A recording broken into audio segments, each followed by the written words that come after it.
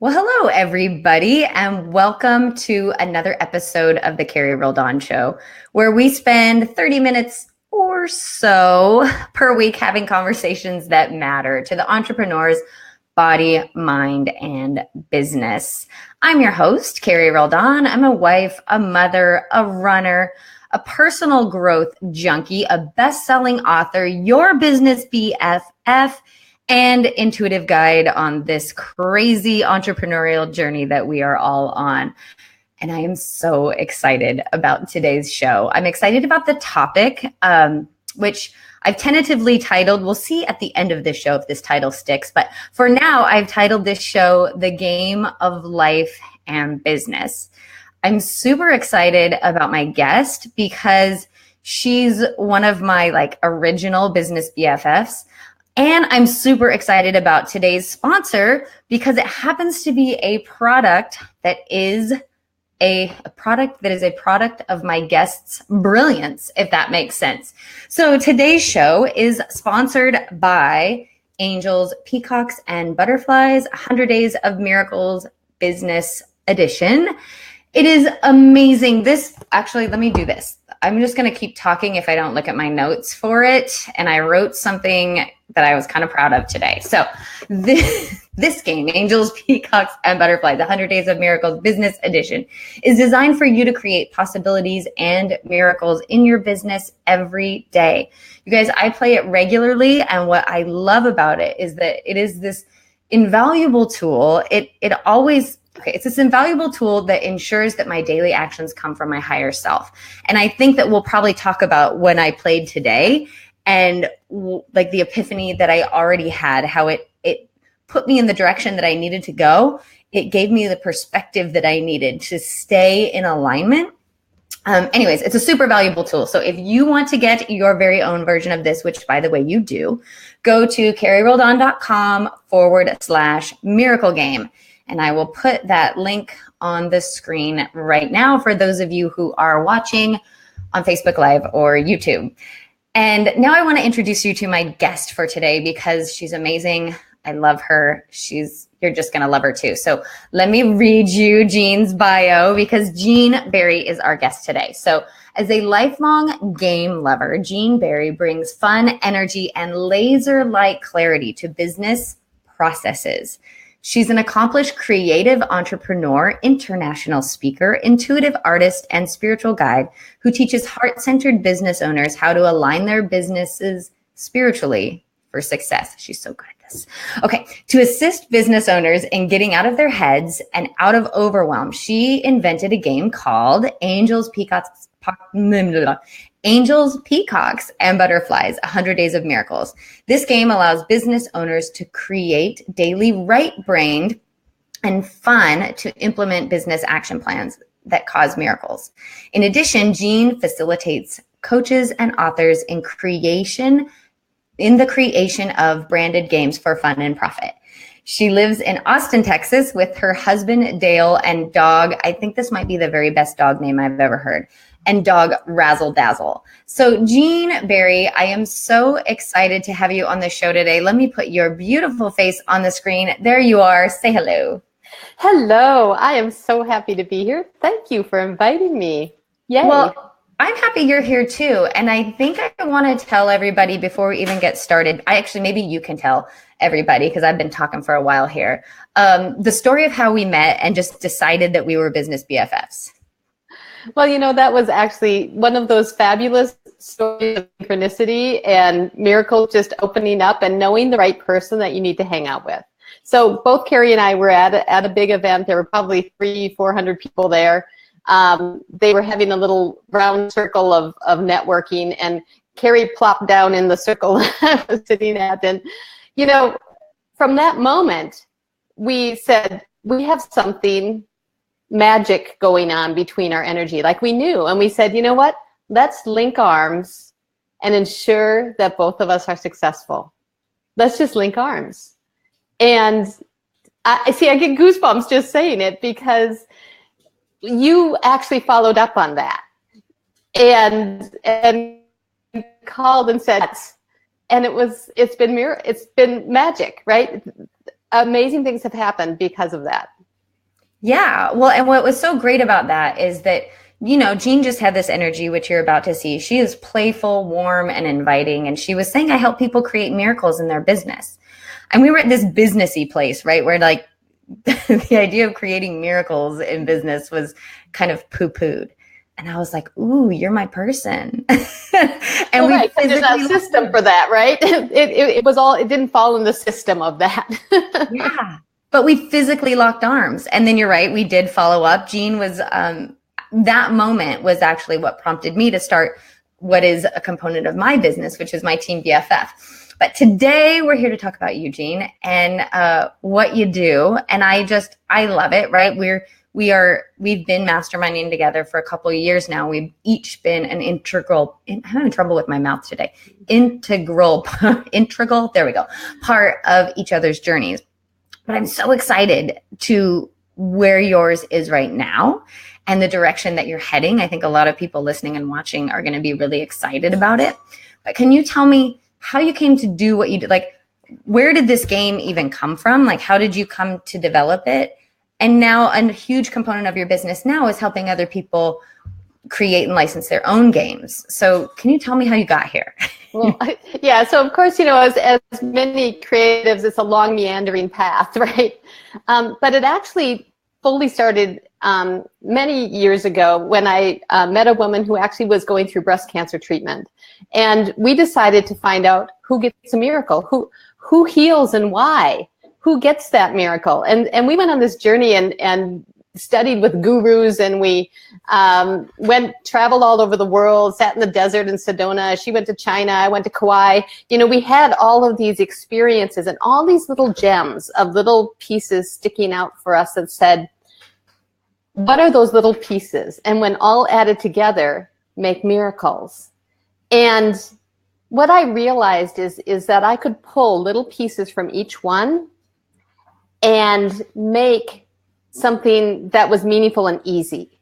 Because when I would see that people would start then to listen to their intuition, right? You start listening to your intuition, it feels so fabulous and wonderful. And you're like, this is the answer. I'm excited about this. And I was at one conference in particular where there were a whole bunch of women there who, for the first time, were truly listening to their intuition. And they all made these big declarations. I'm going to do this, have this, be this, all those kind of things. And when I met them almost a year later, nothing had happened. And it was so disillusioning to think, what was the disconnect between hearing this and then actually getting in action?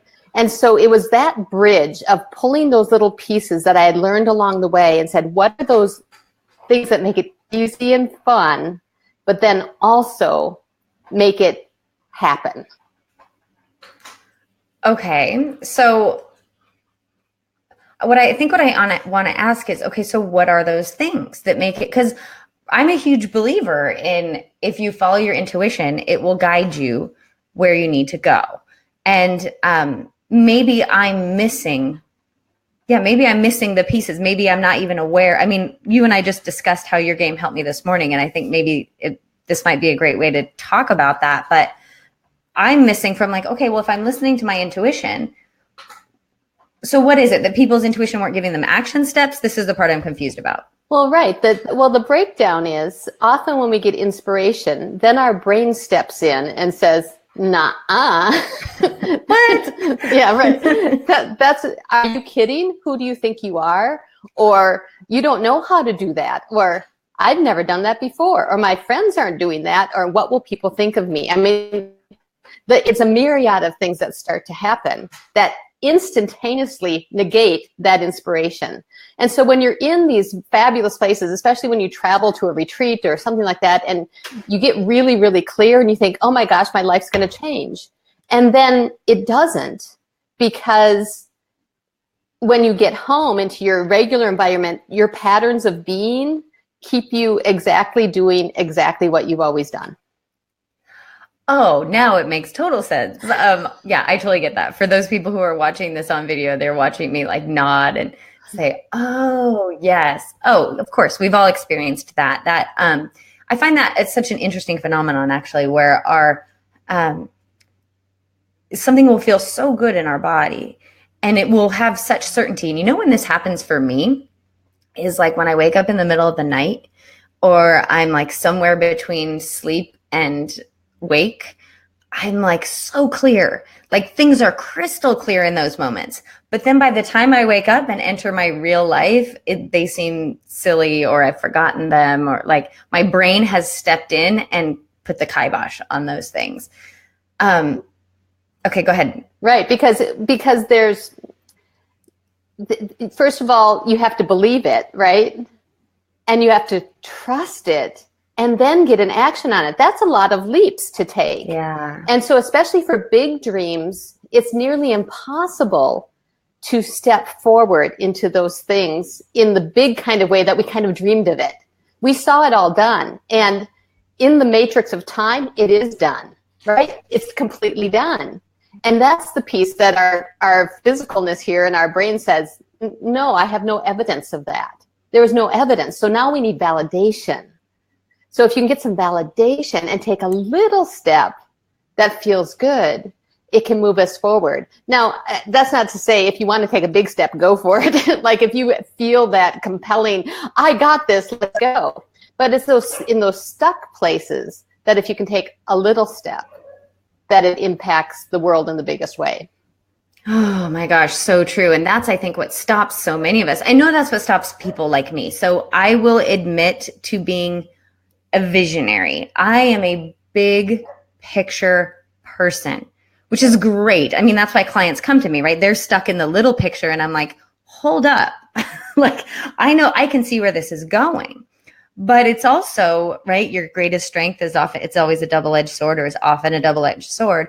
Oftentimes I can see the big picture, but then I don't even know what the first step is. So I'll get really overwhelmed. And that's where something like your game comes in handy. So is it okay with you, Jean, if I tell the story of the game that I played this morning? Of course, please. Okay. Please, so, I'm excited. So the way Jean's game works is there's 3 different cards that you pull each day. And so one is an angel card, one's a peacock card, and one is a butterfly card. And she has you fill out a little paper every day based on the cards that you draw. So the 3 cards that I drew were honesty, product delivery, and enrolling. And I'll let Eugene explain how these pertain to me, my life and business. Or the categories that the cards pertain to. You'll do a good job of explaining it. So my statement for today is I am honesty in my product delivery, therefore I am enrolling. And then my job as a game player is to tune in and listen to what intuitive guidance says to me. And it's so funny because it's often not what you would expect to hear. And sometimes you write it down and you're like, this makes no sense. But then over the course of the day, it starts to make sense. So right now, my focus of my business is actually not enrolling. I thought my focus of my business right now is not enrolling. I've been doing this show for a long time, but I'm in the process of turning it into a podcast. And that's really my focus. And before I launched the podcast, I really wanted to get my website redone, because if you've been to it lately, you're seeing like, what is this woman about? It's so confusing. It was time for me to up-level my website. So that's my focus right now, or so I thought. And then I read this and I went, honesty and product delivery, therefore I'm enrolling. And what I wrote down was one-on-one and mastermind clients. And then the next step is you write down your action steps for today. And it became so clear to me in the looking at this, like, of course I'm honesty in my product delivery. Like that sounds weird, except for that, you guys, I'm in the process of rewriting my website. Like what better time to be honest about who I am and what I deliver and who I want to enroll. Duh. So that was a total aha for me and a total shift of focus. Like I was focused on some of the technical things and the little parts that overwhelmed me. But when I had Jean's little statement right in my hand, I can take a deep breath and remember like, oh, I need to be honest about who I serve and what I offer. And if I do that, I will be enrolling one-on-one and mastermind clients. And I don't need to worry about all the other clutter of this things that I offer at this particular moment in time. Jean comments. That is so beautiful. I'm so excited because the truth is, of course, you always draw the right card. And that first card is about who you're being and being at your highest level. So when you hold that for a whole day, like just hold being in honest, self-expressed, authentic, like all those things that come up for that being, it shifts the matrix of time. It shifts all the people, how they relate to you. It shifts it, and you get a miracle for doing that and for standing in that place and feeling that feeling. And the miracle happens either tomorrow or next week or next year, but you've shifted that time frame. And of course, so then you can see if you do it every day and hold this highest being, whatever you draw. So I drew joy today. So I get to hang out in that space all day of the highest space of joy. Wow. And if you really get present to that in your whole body, it does shift you, and it shifts how you interact with other people and shifts how the always being shows up, right? Instead of being who you always be, you get to be the new thing that you want to be.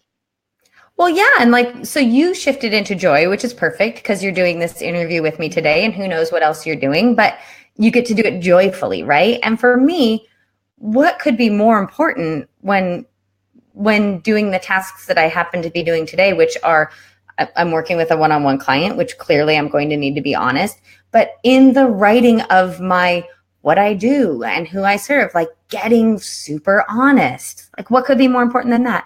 And just knowing, just shifting into that, it's like a deep breath, shifting into the state of being of honesty instead of the state of being of what components does this, need to have. Right, because that's very technical, right? It's a very technical thing that we look at, and our brain likes to put little boxes around things saying, do it this way, this way, and this way. And so that's that whole thing then about shifting into being uniquely you in your business and how you bring that to it instead of what maybe a formula might tell you to say, or catchwords, or, those kind of things that we tend to put in our marketing because we've been trained to do that. Yep. Amen, sister. And let's be honest, as I'm focusing on honesty, so many of us are, myself included, like I'm great at reading between the lines of my clients and hearing what they're not saying and saying, hey, I think you need to claim this. This is really the truth about you. But all of us struggle to be truly honest about ourselves in the most vulnerable parts of us, but also like the most awesome parts of us. We're often afraid to like claim the really rad stuff about ourselves. And so this is just a huge reminder to me, like, let's be honest, I freaking rock. I need Yes, you do. Yes, you do. It's, people love to be around you and be around your energy and what you have to offer, and even the other people that you bring to them, right? The resources and support that you bring to them is a huge thing. Like you, Jean Berry. So what's the second card? So my second card, I drew product delivery. What is that about? Yeah, so those are the areas of your business, because this is the business version of this game. What's going to call up here are business areas, but they're also really related to your chakras. And so, of course, if you don't know chakras, don't do chakras. That is totally okay. But it allows you to now see where those things land in your body and your business body. Because your business runs through you, then those areas actually live in your body also. And so now we can start to look at another layer of saying, well, how can I now support in my body that area of my life? And so today I drew chakra 1, purpose in the world, which is, kind of this really base, what am I holding in that area? And I can think about even areas in my office. Okay, how does my office space support my purpose in the world? Which is a really cool conversation. And those things come up because we're in the chakra 1 area. It's about these things that keep me safe and secure and in my home and those kind of things. And so it allows you to really add another layer to choosing to raise your vibration.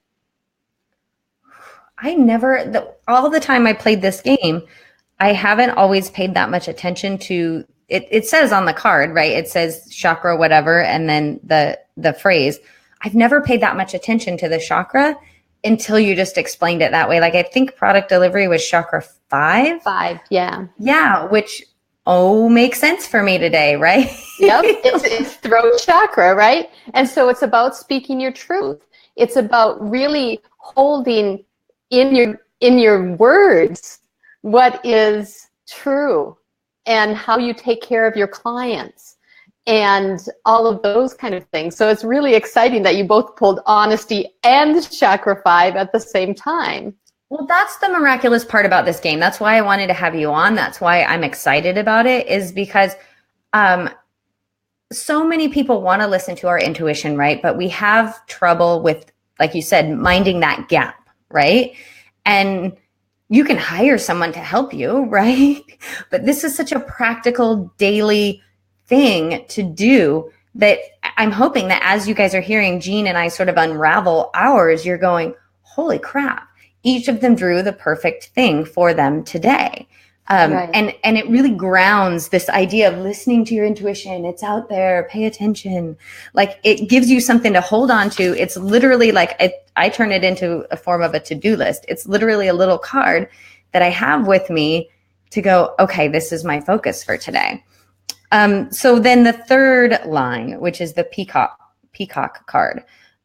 What is that about? Right, that's about action. This is about how you truly move into the world, and it's more of a prompt that says, okay, well, what does this mean for where is the doing in this, right? Because it's nice to live in our heads in this kind of meditative, beautiful, visualized state, and yet there's a piece when you take inspired action on what you want to create. That's where the magic lives. And so the peacock card is about this entry level into what is it I'm going to do. Now, there are 3 ways to do things. There's a really passive way to do things. And that's kind of, I'm going to get a meditation. I'm going to visualize. I'm going to plan. I'm going to learn. All those things are very passive doings, but they're an important part of business. And so when you draw those kind of cards, it's a call to kind of what I call our angel self, which is this idea of going inside, thinking about it a little more deeply. There's also the really active generating doing, which I call the peacocks, where those are things that say, I'm doing, I'm making happen, right? Those are the kind of cards that you pull for those kind of things. And then there's kind of the butterfly way of doing things, which says, I'm going to get support. I'm going to, enroll other people. I'm going to collaborate. I'm going to look for support. Like, those things show up. And then, really that direction is more about asking for help. That is about finding others like you to come support you or give you feedback or all those kind of things. And so when you look at those layers are built into the cards as well, so that you can truly see, is this a passive, an active, generating, or a collaborative way of approaching my day? So good. Okay, I think I want to ask you, let me look at the time because I want to make sure we stay. Ooh, goodness gracious.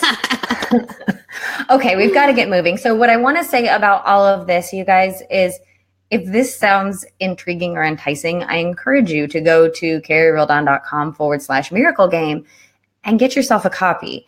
I got mine over a year or more ago. I'm still using it. I find it super valuable. I'll be honest, sometimes I will get away from it. And then, just like anything that you get away from in your business that worked, you're like, something's missing. Something's not, why am I making my business so hard? And then I'll go back to it. And sure enough, like, all of the answers are there. So go to carrieroldan.com/miracle game and get yourself a copy.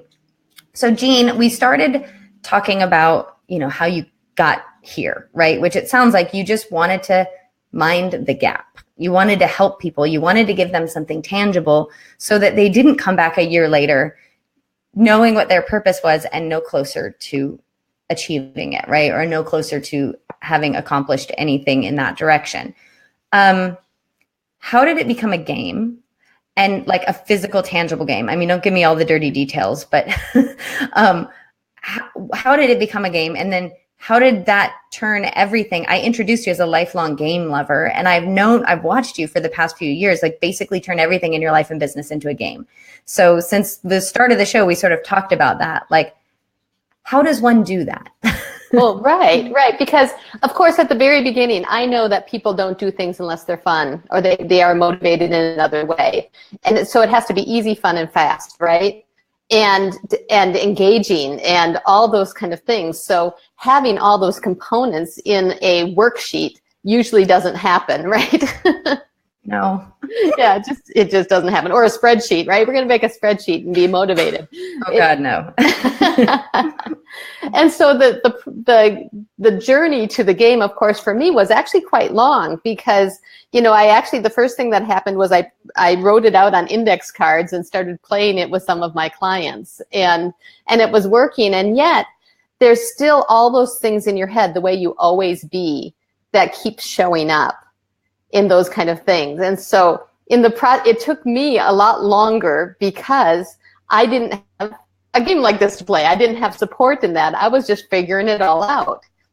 When I finally got to the point where I was printing and going and everything else, I'm like, that's amazing. And then I had people coming to me saying, well, okay, so how did you do that? How did that happen? And, from this side, it makes it look like, no, it's really easy. You print a game, here we go. But I remember all those steps along the way that made it hard and difficult, and what we need to test and do beta, and we need to find a manufacturer, and then we need a fulfillment house. And all those things can be very overwhelming. And so I've put together just a 7-step formula, because everything I do is 7 steps, right? Of course. To help people move through that.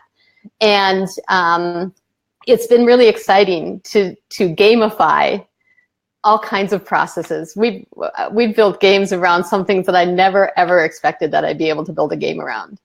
Death and dying, okay, grief and loss. We built games around those. Forgiveness. We built a game around forgiveness. Oh, I can see that forgiveness game being so valuable, especially to children, right? Like people who struggle. Well, everybody. Okay, let's be honest. We all struggle with the process of forgiving. Like we understand the idea, like, oh, we need to forgive, we'll feel better, right? If the forgiveness isn't for me or isn't for them, it's for me. But the process of letting go of some stuff, like I can see that a forgiveness game would be amazing.